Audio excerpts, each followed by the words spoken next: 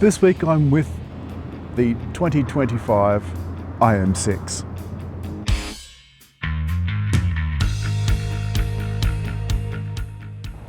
When I first saw this, I was absolutely amazed. I thought it looked exactly like someone had nicked a Tesla Model Y. But then I get into it and I see that it's not quite a Tesla Model Y. It's got a cute little key that's shaped like a car, and the symbol, that is 2 zeros and 2 ones. There are cameras all round, and one of them even gives you a view and makes the A-pillars disappear. We've got orange Continental brakes because this is the top of the line performance model, and it comes in at just under $81,000 drive away. It's got four-wheel steering with crab mode, and this is a luxury that you just can't buy. First of all, to unlock the doors, and it flicks open. Have a look at the space in there. The seat backs adjust with a lever behind, but look at the amount of space. That's extraordinary. We've got a couple of mat pockets as well, and my feet, there's plenty of room under the seat for them. And they've thought of everything, including these little, I'll pull it off, little mounts with adjustable tops that stick to the little magnetized bit on the seat. And then I can put my MagSafe phone on it. Hold on a sec, where are we? Like so. Now, my phone, could be there to watch a movie. Overhead, the roof has got several layers of silver, and that's intended to keep the heat and the UV light out. You've got this enormously wide center armrest that's got a couple of cup holders and a space for knickknacks. There's a vent and a USB. We've got other little cool things like coat hooks, and the armrests are nice and simple with just a single button. And at the back of the armrest, you can't quite see it, but there's a manual lever to open the door, as well as this button. We've got a 20 speaker sound system and premium upholstery. Now, there's no mooing done to make this upholstery. It's all artificial, yet I think that looks absolutely gorgeous, and in the lighter colors I think it looks even better. However, this black still gives you a feeling of light and air because of the glass roof over top. Then we come round to the back, and the lights right across the back. And in China, this middle bit can have a scrolling message. Obviously our nannies at Euro NCAP don't want Australia to have that. And you can kick to open, which works every time, or you can press this 0. To join the 32 litres in the front, we've got another underfloor compartment here, a nifty button to raise or lower the suspension, and a 12 volt 120 watt outlet. In case you're wondering, this model's got 21-inch wheels. There are also 20-inch wheels. You can kick again to close, use your key fob, or press this button to close the rear hatch. So now let's have a look at the front. We've got some smart marquetry look on the doors. That's the door button and the lock, and the window buttons and the window lock. Just back there, I don't know if you can see it, but that's the manual door lever. There's the electric seat buttons, including lumbar support, and plenty of room in the front. One thing that we have to do is go and turn off the alarms.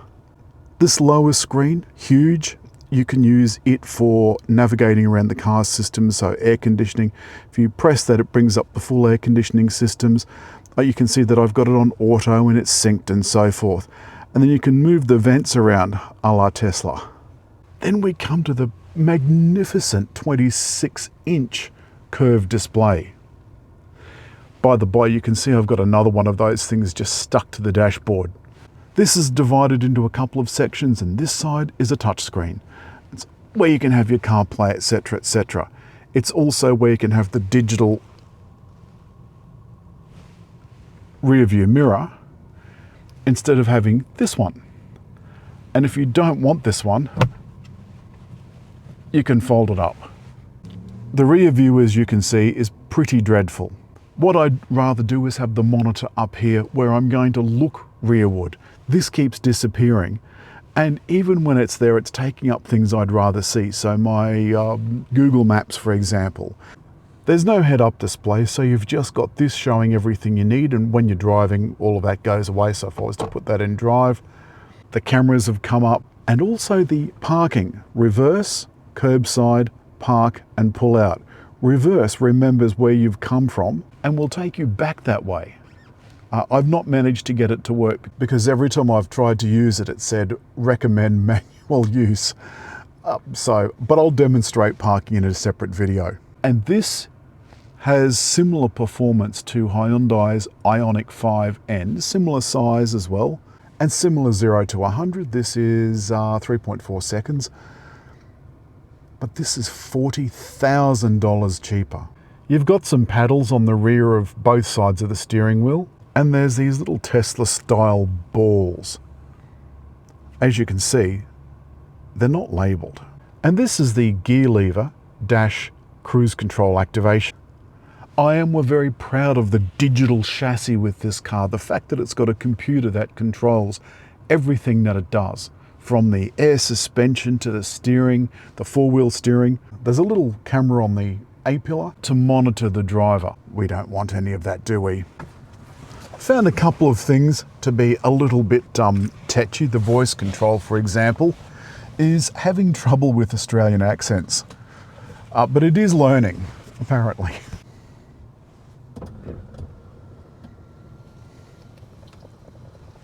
I'm going into nap mode.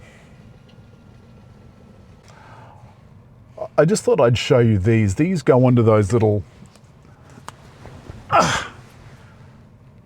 This goes under that, which means that this is a little magnetic 3M thing. So that could stick to the back of a normal seat in a normal car or a normal car's dash. And then that would stick to your phone case or your phone directly. And then you could use this in any car. I've got the speed limit change reminder on. Now, in China, you can turn all that stuff off and it'll stay off. In Australia, you've got to keep turning it off, which is so annoying. Put this in sport mode. Not that I need it. All right. Okay. Luckily, I've got all-wheel drive. Oh, jeez. For $81,000, we get active noise cancelling, double pane glass. This cabin is so silent. It is completely silent.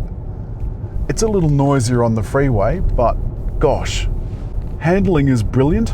And apparently this is a record holder for the Moose test. And the Moose test is where you are heading down a lane at whatever the speed was. It was fast. And you have to go into the other lane, around the obstacle, then back into the lane again. This has got the record for the highest speed. There you go. I mean, it looked a little awkward doing it. It feels so sure on the road. Now, I've only got this in normal mode, and it changes everything from the response to the steering and also the air suspension. It makes everything a little bit less frantic and a little bit less urgent. Alrighty, here's an update. I've got 23 kilometers to go to the charger, 67 kilometers of range. According to that, it says I'm going to have 7% at the end. 7%. Far too little for my liking.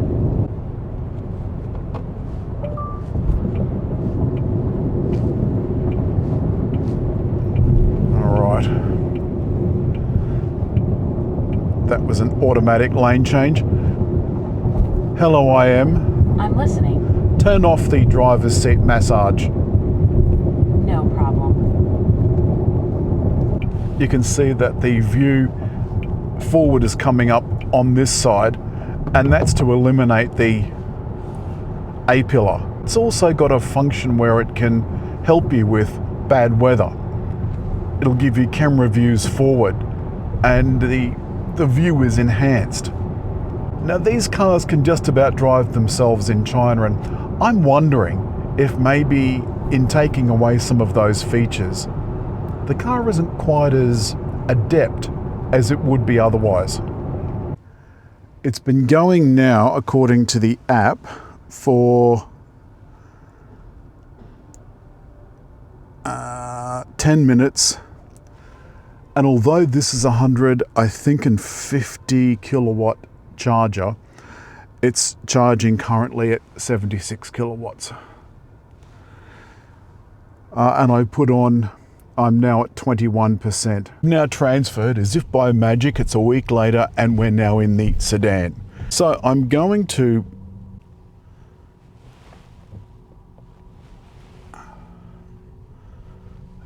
park. Okay, slot found. Right. Start. Okay, take my foot off the brake. The car's indicating it's going forward. Now the car's going back.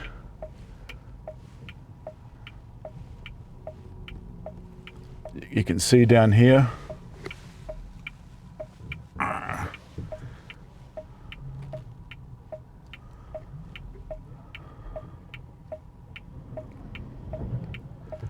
It's a little unnerving watching this happen, and it is surprisingly quick. Now you see we're right at the edge of the cement of the gutter. You can see there that it's saying MG motor. Notice IM5. And look, frankly, apart from the slightly lower roof and the slightly lower floor, it's identical in every way to the SUV.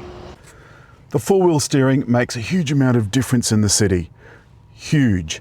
I still have a problem with the home button, which also makes this screen go home as well. Very annoying, and there's never a case when you'd need to do it. And even if there was, do that yourself at a later date.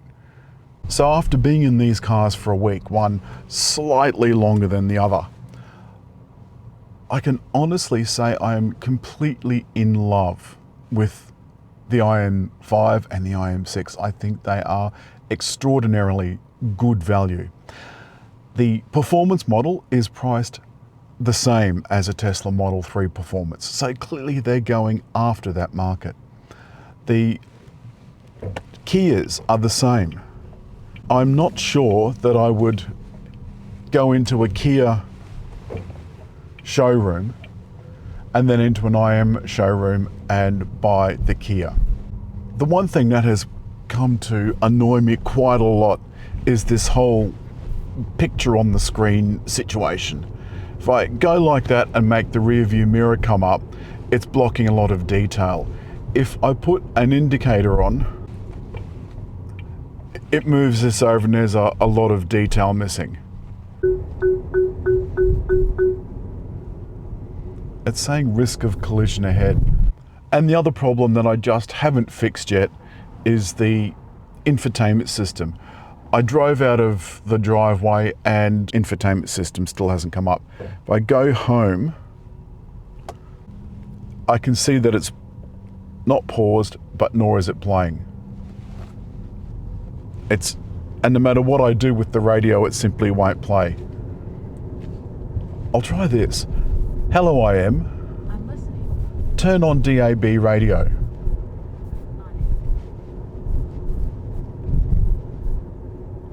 Well, it said that it has, and it hasn't, so.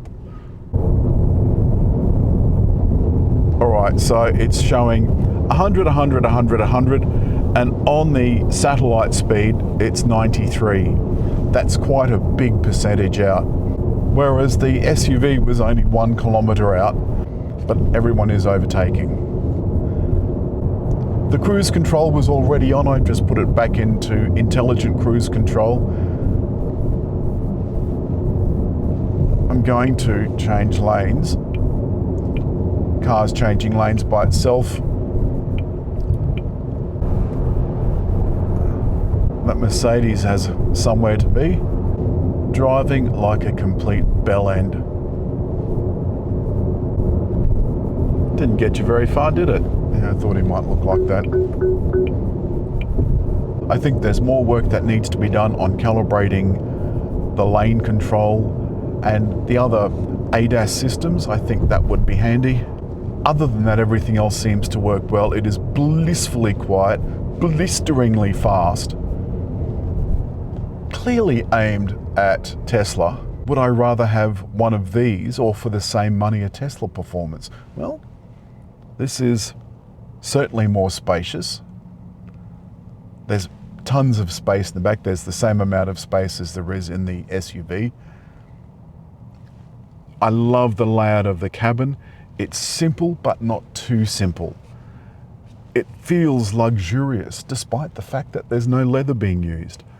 The design is crisp and clear, and this lovely 26-inch display, gently curved, not too much, not too little, showing me just the right amount of information. I love that I can see very clearly what's happening with traffic. That's very Tesla-esque. So the question is, will MG be able to get this joint venture between SAIC and Alibaba off the ground? Will buyers spend $81,000 on an MG?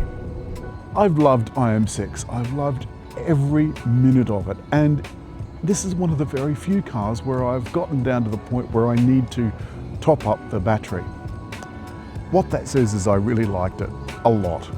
I've got the IM5 at the end of the week just for a couple of days. I'll do a quick film on that as well. Meanwhile, hit like, leave a comment, and just over there to subscribe.